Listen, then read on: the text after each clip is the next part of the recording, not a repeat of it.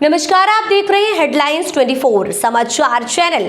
आइए रुक करते हैं आज की खबरों की। भोपाल में शिक्षित बेरोजगार युवाओं को सम्मानजनक प्लेसमेंट दिलाने, अन्य पिछड़ा वर्ग, अत्यंत पिछड़ा वर्ग, अजाजा तथा अल्पसंख्यक वर्ग को समतामूलक सम्मान दिलाने, किसानों को नवक्रांति से जोड़ने तथा राजघरानों तथा सामंतों के वंशजों की मनमानी पर रोक लगाने हेतु गत 2 वर्ष से संचालित समयक अभियान के केंद्रीय कार्यालय का शुभारंभ पूर्व मंत्री, पूर्व सांसद राजमणि पटेल, पूर्व मंत्री पीसी शर्मा तथा पूर्व मंत्री राजेंद्र कुमार मिश्रा द्वारा किया गया। इस अवसर पर समयक अभियान के सैकड़ों कार्यकर्ता मौजूद रहे। समयक मित्रों को संबोधित करते हुए अतिथि ने गुरुदेव के नाम से प्रसिद्ध समयक अभियान प्रमुख भास्कर राव रओकड़े के कार्यों पर प्रकाश डाला। शुभारंभ समारोह में समयक अभियान के मुख्य समन्वयक शैलेंद्र श्रीवास्तव, समयक अभियान के सचिव हेमराज संकुले, समयक अभियान के प्रति समन्वयक योगेंद्र सिंह तोमर, प्रातः समयक रघुवंश प्रसाद पांडे, अभियान के आदिवासी प्रकोष्ठ के प्रदेश अध्यक्ष वैकुंठ राम गौड़, अभियान के ईबीसी प्रकोष्ठ के अध्यक्ष मनीष वर्मा, अभियान के अजा के प्रदेश कार्यकारी अध्यक्ष रोहिणी प्रसाद साकेत सहित गणमान्य नागरिक व बुद्धिजीवी वर्ग के लोग सुमेध वाघमारे, दीपाली सोनवने, संतोष योगी, अशोक प्रियदर्शी जी ऐसे कोगे सहित पत्रकार उपस्थित रहे। समयक अभियान पहले देश में ही कर रहा था, तो उसको मैं घर के से ही संचालित कर लेता था। बाद में हमारे सारे अनुयायियों ने कहा कि ये 12 राज्यों में विस्तारित हो गया और निरंतर अन्य राज्यों में भी ये विस्तारित होते जा रहा है, तो इसका एक केंद्रीय कार्यालय होना चाहिए। इस उद्देश्य से केंद्रीय कार्यालय शुरू किया गया है।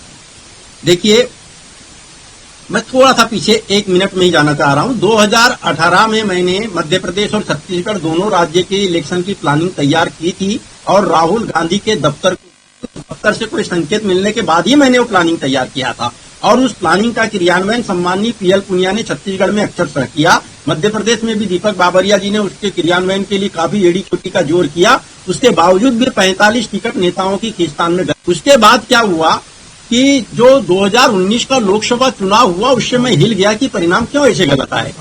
उसके बाद मैंने समयक अभियान को डिजाइन किया। 4 मुद्दे, ओबीसी, ईबीसी और किसान के मुद्दे, और खासकर ये जो देशी रियासतें हैं, ये जो किले और महलों में काबिज हैं, ये गलत है, नियम की विपरीत है। इस वजह से हमने उनके खिलाफ में भी ये मुद्दा तैयार करके सामने लाया। 7-8 सूत्री मुद्दे चल रहे थे हमारे समयक अभियान के।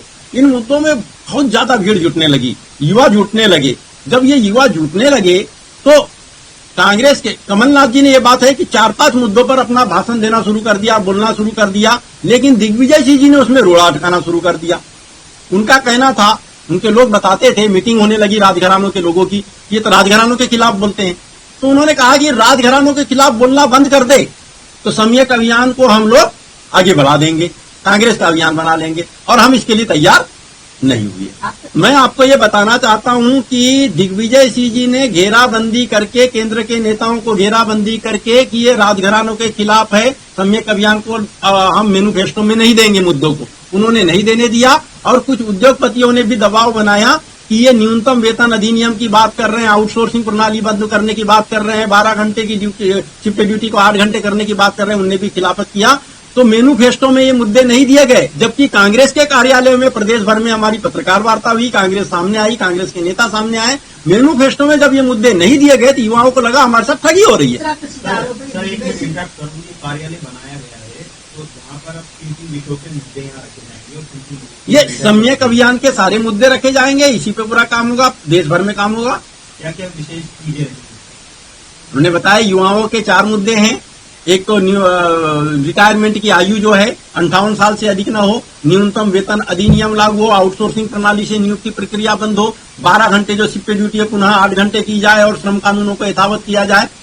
और उसके अलावा ओबीसी जातिगत जनगणना हो, ओबीसी को आबादी के अनुपात में आरक्षण हो, ईबीसी अत्यंत पिछड़ा वर्ग को भी आबादी के अनुपात में आरक्षण हो, इंडस्ट्री सेंट्रिक कम्युनिटी फार्मिंग हो। को लेकर आप सरकार के पास कैसे पहुंचे? हम सरकार के पास नहीं पहुंचेंगे, सरकार ही बना लेंगे। ऐसी खबरों में बने रहने के लिए हमारे चैनल को लाइक, सब्सक्राइब जरूर कीजिए।